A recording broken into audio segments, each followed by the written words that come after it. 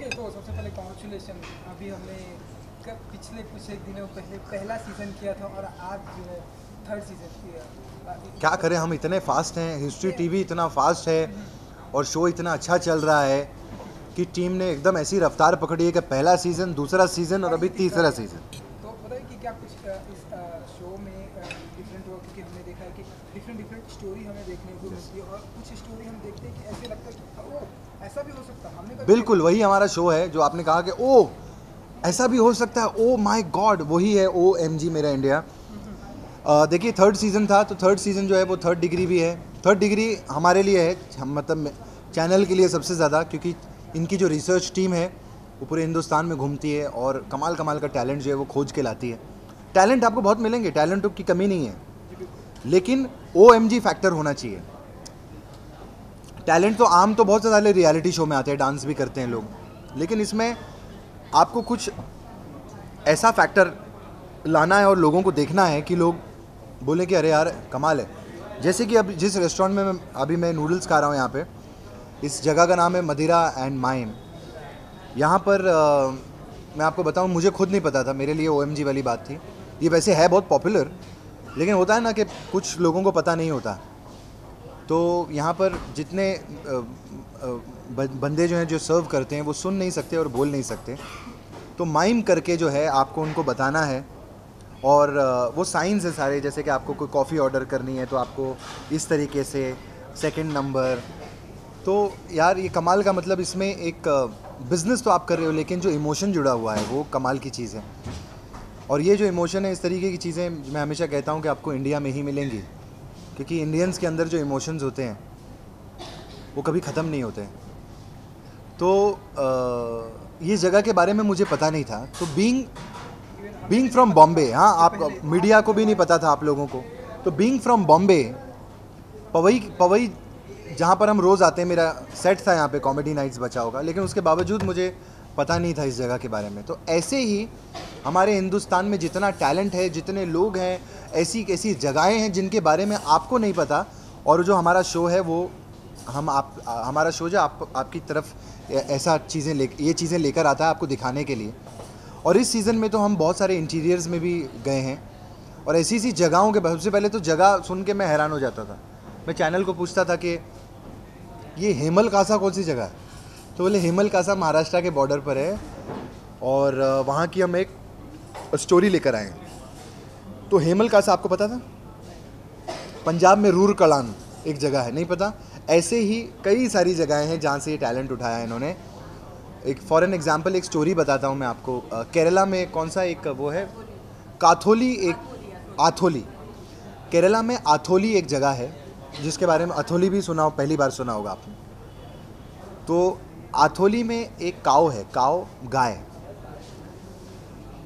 जो बकरी से भी छोटी है और वर्ल्ड की सबसे छोटी काव है, जो गाड़ी में बैठ के घूमती है उन फैमिली मेम्बर्स के साथ। तो जैसे मैंने बोला बकरी से भी छोटी, आपने क्या कहा? Oh my God. बस ऐसे ही कमाल कमाल की स्टोरीज़ हैं। और एक और स्टोरी फॉर एन एग्जांपल, वो स्टोरी मेरे लिए बहुत ही क्या बोलते हैं OMG वाली थी। मतलब मैं हैरान हो गया जब इन्होंने मुझे उसके क्लिप्स दिखाए।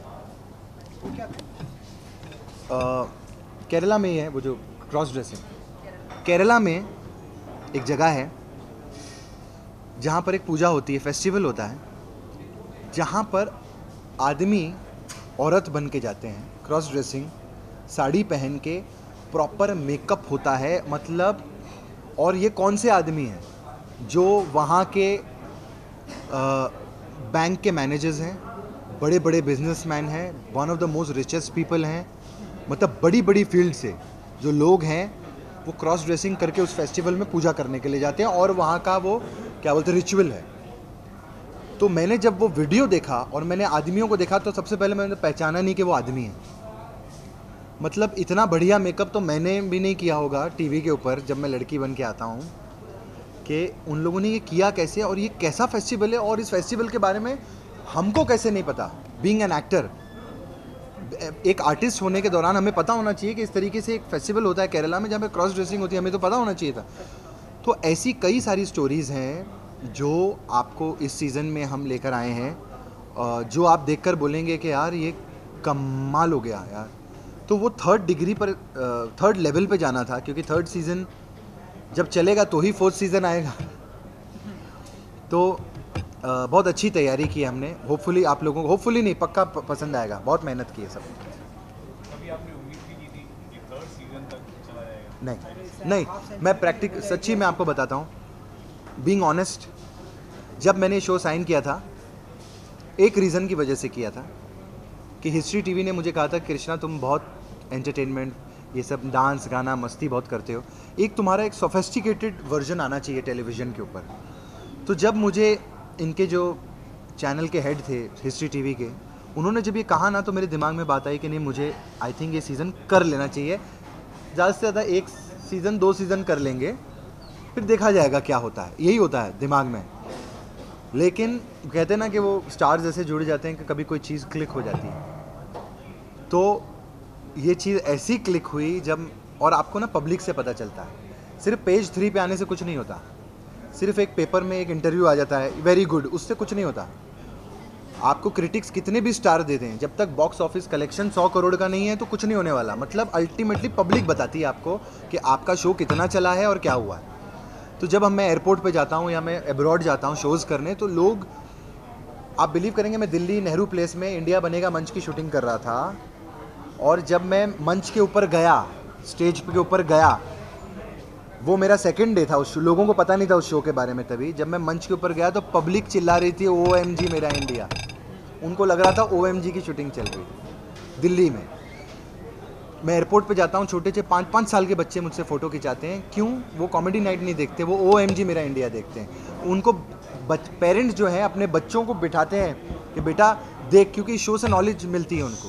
इस शो से उनको पता चलता है कि क्या टैलेंट है। एक छोटा सा बच्चा जो है, वो जो कंप्यूटर की तरह इस सीज़न में जो रोबोट बनाता है, उसने अपनी माँ के लिए रोबोट बनाया जो घर के काम करता है, एक छोटे से बच्चे ने बनाया। तो ऐसी जब इंटरेस्टिंग चीज़ें आती हैं तो छोटे बच्चों को ना पेरेंट्स बिठाते हैं, क्योंकि हिस्ट्री टीवी एक ऐसा चैनल है जहाँ पर आपको इन्फॉर्मेशन मिलती है, नॉलेज मिलती है, जहाँ पर आपको पता है कि कोई सास बहू नहीं आने वाला, कोई गंदी बात नहीं होने वाली। तो बच्चों के लिए लोग ना ऑन करके छोड़ जाते हैं। तो और सबसे ज़्यादा हिस्ट्री टीवी पे क्या चलता है? OMG, इसके रिपीट चलते रहते रोज़, हमेशा, सारा दिन। तो इसलिए बहुत इसकी अलग लेवल की पॉपुलैरिटी हो गई है, जो मैंने कभी भी नहीं सोचा था। And thanks to everybody. अच्छा कृष्णा जी, एक आखिरी सवाल ये कि जैसे हमने देखा है कि ओ माय गॉड ये मेरा इंडिया आप कर रहे हैं, इसके अलावा कॉमेडी शो और इंडिया में इतना सारा, तो कैसे आप अपने वेरी बिजी शेड्यूल, मैं तो सुबह से खाया नहीं है अभी दो, प्लस आपकी जो मैडम है कश्मीरा जी, सब कैसे मेंटेन कैसे करते हैं आप? मेंटेन मुझे करना पड़ता है, कश्मीरा जी शॉपिंग करती हैं फिर। तो ये जो आप मतलब नहीं, बहुत मुश्किल काम है, ये मजाक कर रहा हूँ मैं। अच्छी बात ये है कि देखिए आज की डेट में ना कंपटीशन बहुत अलग लेवल पे चला गया है, बहुत सारे लोग आ चुके हैं मार्केट में। तो अगर उस दौरान आप सबसे बिज़ी हो और सबसे अच्छे शोज़ कर रहे हो, हम बड़े बड़े चैनल के साथ शो कर रहे हैं, अभी मैं सोनी के साथ कर रहा हूँ, कलर्स के साथ इंडिया बनेगा मंच कर रहा हूँ, हिस्ट्री टीवी के साथ OMG कर रहा हूँ, फिल्में में कर रहा हूँ। तो I feel touchwood, I am very lucky. And और मेहनत करते हैं हम, ऐसी बात नहीं, दिन रात मेहनत करते हैं, खाने को भी टाइम नहीं होता, कभी कभी भाग दौड़ करते हैं। OMG के हमने कैसे कैसे एपिसोड निकाले हैं ये चैनल वाले जानते हैं, इधर भाग के उधर भाग के, और उनकी टीम ने भी कैसे निकाले। वेरी डिफ़िकल्ट बट अच्छा है, आई एम एन्जॉइंग इट, कि यही टाइम है एंटरटेनमेंट देने का।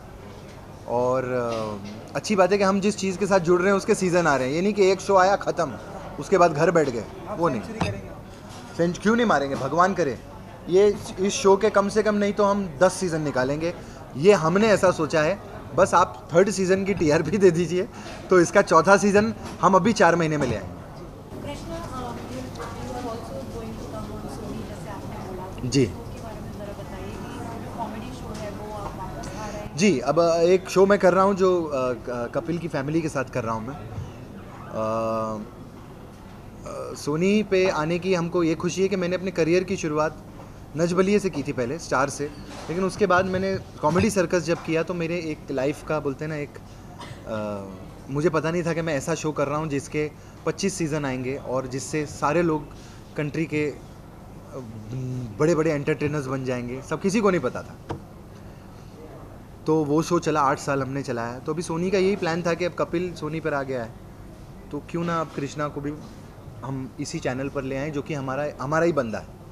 तो I am very excited to be associated with Sony entertainment. 8 साल काम किया है, फिर से जुड़ेंगे साथ में। कलर्स ने भी हमको बहुत दिया, बचाव दिया, इंडिया बनेगा मंच दिया, अच्छा चलाया हमने। लेकिन अभी ये जो नया शो है, प्रीति जो है इसकी क्रिएटिव है, और प्रीति अच्छा इंटेलिजेंट भी है चीज़ों को संभालने में, तो मुझे लगता है बढ़िया। और मेरे लिए नया कॉम्बिनेशन है। देखो चक्कर है कि आपने रोज़ आलू गोभी देख ली, अभी आलू गोभी खा खा के पक जाता है आदमी, तो थोड़ा सा गोभी मटर पनीर, अभी हम लोग गोभी मटर पनीर ला रहे हैं। जो कपिल के फैंस हैं वो आपको राइवल्स की तरह देखेंगे, कपिल के राइवल। इसमें कोई कंट्रोवर्सी नहीं है, कपिल से कोई लेना देना नहीं है। कपिल अपना शो कर रहा है 9 से 10 और 8 से 9 मैं आऊँगा, तो अच्छी बात है, कोई राइवलरी नहीं है। अभी हम बचाओ और कपिल का शो ऐसा था 9 बजे 9 से 10 कौन देखता है, इसको देखता है, इसको देखता है, ठीक है। अब ये होगा कि 8 से 9 हम आएंगे, 9 से 10 वो आएगा, तो वो क्या बोलते हैं, हम दोनों एक ही चैनल पे आ गए हैं। और मैंने खुद बोला है इस बार कि मुझे कपिल के शो पे जाना है प्रमोशन करने के लिए, और तो 5 साल बाद पहली बार हो सकता है कि हम दोनों पहली बार स्टेज पे नज़र आएँ साथ में। तो वो दिन का मैं इंतज़ार कर रहा हूँ कि अब मेरा शो शुरू हो और मैं उसके शो पे जाऊँ। चलिए, wish you all the best and thank you thank you very much. Thank you so much, Thank- all the best. Thank you.